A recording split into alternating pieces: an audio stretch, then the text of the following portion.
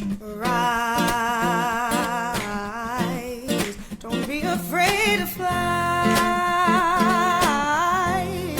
If you ain't living, you're only dying. You can't see the light, you're not trying. Come on and open up your eyes. Hello and welcome to Leadership Therapy, where we bring calm to the corporate chaos. I'm your host, founder of Zen Leader, Dr. Jodi Blinco. Now, before we start unboxing the chaos of professional life, I want to provide you a quick disclaimer. I'm not a certified therapist. If you're looking for a clinical diagnosis or a prescription, that's not me and that's not here. When I say the word therapy in leadership therapy, think of it as a mental sanctuary for your overworked brain. This is a space for everyone who keeps the wheels of their industry turning, whether you're in the C-suite, the middle management trenches, the technical workshop, or the front lines of service. This is about the therapy of taking a minute for you to ground yourself, move through the fear of that looming deadline, and gain the clarity needed to take action. So if you've found yourself in a quiet corner, or you're behind a locked office door to avoid the next conversation about strategic synergies, or you're decompressing on the drive home, or maybe you're on the way to work, sit back, relax. You're safe here. Let's get going. Hello and welcome to Zen Leader Leadership Therapy, Episode 1, The Human Element. Let's talk about the industry circus. No matter what you do, what industry you work in, let's be honest, leadership in any field is a beautifully complicated mess, or can be. We are systems within systems. If you're in operations, you're managing the physical and digital infrastructure that everyone takes for granted until it breaks. If you're an administrative or executive staff, you're the glue holding together conflicting personalities and impossible budgets. Talk about chaos, huh? And if you're a subject matter expert, you're balancing the weight of project delivery with the relentless demand for innovation. More, faster, bigger, better. I think this one's an interesting one because it's we always think the new shiny product or thing is going to save us or save the day.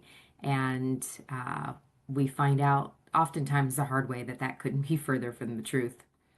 We all live really in the always on culture. We've been conditioned to think that if we aren't responding to a message, a memo, a prompt at midnight, the entire organization might slide into a sinkhole. I know you can relate. I know I can. You know, the cell phone, the to-do list, the to-do list that's never finished. But here's the truth. The frantic pace isn't a badge of honor. And that was a tough one for me. I don't know that I fully learned it yet, but I feel like I'm continuously working on that one, where we like to wear the busyness badge of validation, a badge of honor, of a badge of meaning. And what's really happening is you're creating an override for your entire nervous system. So you're in that fight or flight mode. When you're in that space, it's super challenging, if not impossible, to truly be able to lead from your authentic core, your authentic place, really in survival mode almost. So whether you're leading a department, you're leading a project, or frontline staff, no matter who it is, if you're in that fight or flight mode and your nervous system is in override, think of it, and I offer you to think about this as a shift in perspective. You're not leading, you're really just reacting to whatever is coming your way. You're like a high-end server, a high-end IT server platform. I'm not an IT expert, so my language is probably wrong there, but you're a high-end server and you're running way too many processes. Like when your computer has a million windows open, or if you put 500 documents on your desktop like me, That is the human state of that nervous system override. So here's a little perspective to think about. You're not a 24/7 help desk. You can't force you can't force a difficult colleague or a difficult situation to stop showing up or being what it is, or you can't change people around you. But the one controllable that you have is you. And so, thinking about this, if we go back to that server analogy, that IT server analogy, running too many processes, this is your opportunity to reboot your own system. So, I want to talk about how to do that reboot and thinking about the pause. The pause in modern business and in any industry, we have this interesting relationship slash phobia maybe with silence. And when we feel that sense of weirdness, if you will, or phobia with silence, we tend to fill it with status updates and a gazillion page slide decks. But the most powerful tool for any professional, and I am reminded of this when I allow myself to go into this space, the most powerful tool that you have for any professional at any level is the ability to sit still and be still and create space in your mind, create a sense of calm and peace because there's very likely none of that happening around you. That's your most powerful tool, that stillness. And I know maybe that fight or flight mode, that reactive mode says, well, that feels weird. I've got an inbox that is not stopping. I've got a to-do list that the second I knock it down to two things, 25 more get added on. And that feeling of just climbing out of this never-ending hole is heavy. It is. But being able to um, widen, if you will, what we like to call the window of tolerance allows you to expand, create space.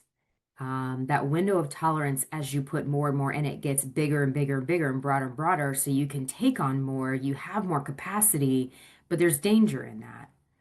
And the danger is because your window of tolerance widens and it gets bigger and you can take on more, which is awesome.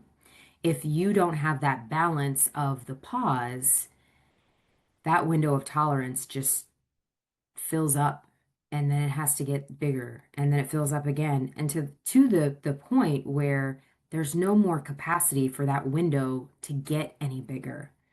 And the reason there becomes no more window of tolerance is you're burnt out. You're done. You don't have any more tolerance or window to expand and give. So when we think about widening that window and also keeping balance and space and that stillness, maybe try what I like to call leading from the center.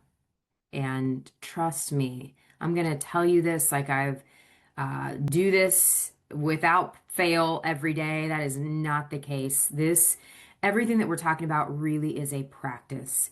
It's a practice in the moments that feel overwhelming, which is what leadership therapy and calming the chaos really is all about. It's an opportunity for you to come back and begin again when something throws you off, when crisis hits, when that to-do list is overwhelming, when you feel like you can't dig yourself out of the hole anymore. So leading from the center, the next time a crisis lands on your desk, whether it's a scheduling conflict, a major shift in policy somewhere, it might not sound exactly like this in your brain, but I'm going to offer up the language and feel free to use it, not use it, reword it, whatever speaks to you. So try saying, the next time crisis hits, I hear you. I'm going to sit with this for a moment before I respond. That approach sounds pretty grounded, huh? What it does is it buys you the space to ensure that your response comes from your center, your wisdom, not your stress.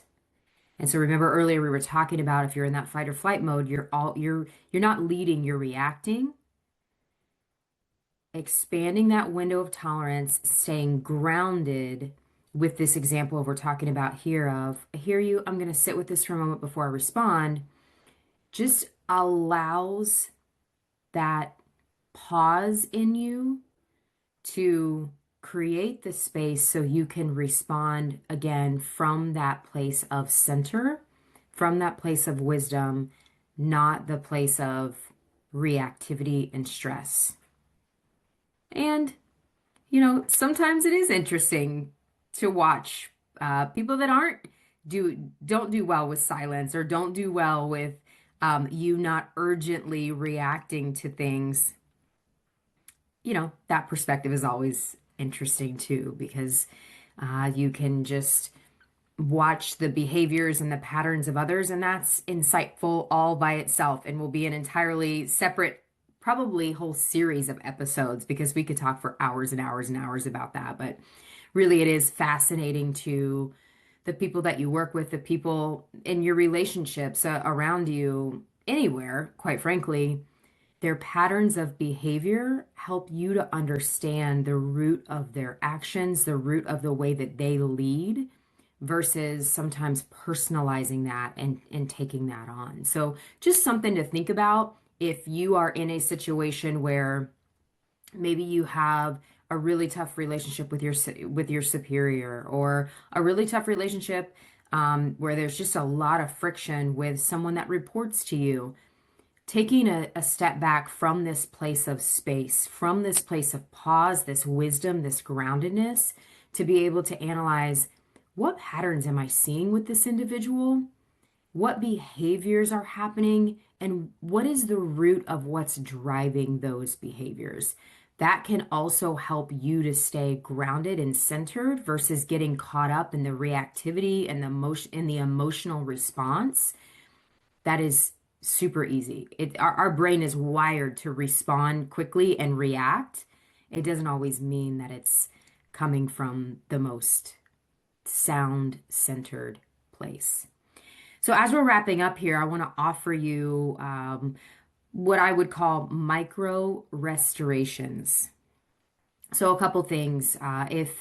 If you're not able to take a month long off of work or 6 months sabbatical off of work, and you really need some quick tools to access in the moment, these three things I'm going to offer will help, are designed to be able to help you real time in the day to day. So the first thing is called the threshold breath. Before you walk into the meeting room, onto the retail floor, the factory, wherever you are, take one breath. Do that with me now. Take one big deep breath.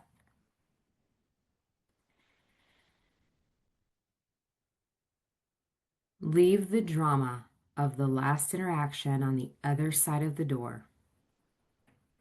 Don't let a bad morning, an email, interaction with whomever, road rage, whatever it is, road rage, don't let it ruin that next phase of your journey that day. Let the breath be your threshold. So as you visualize walking through a doorway, walking across the threshold, use that breath as your signal to your brain and your body.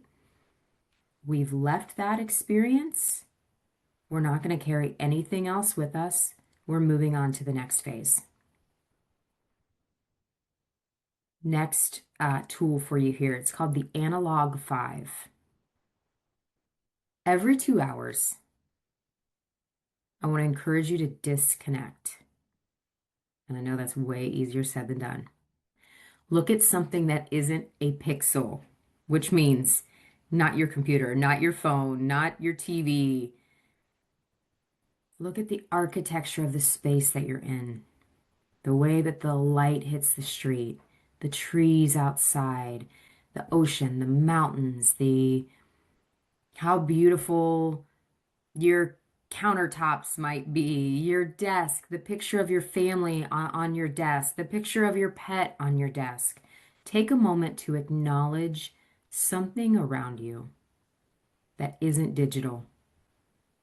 And remind yourself that the business that you're in has survived decades of change. If you're in it, it's survived. And it will survive this Tuesday of chaos where everything seems to be going the wrong direction. You are a steward of the mission of the organization. You're not the sole fuel source.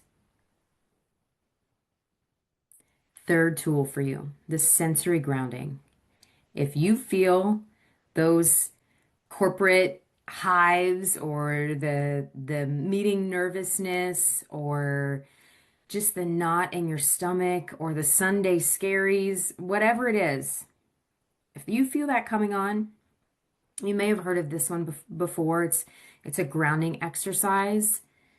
If you feel any of those feelings coming on, use the 5, 4, 3, 2, 1 technique to get back into your body. So the 5 is look for 5 things that your eyes can see around you and acknowledge them out loud. I see the flowers. I see the trees. Trees are green. The leaves are green. The sun is bright and beautiful.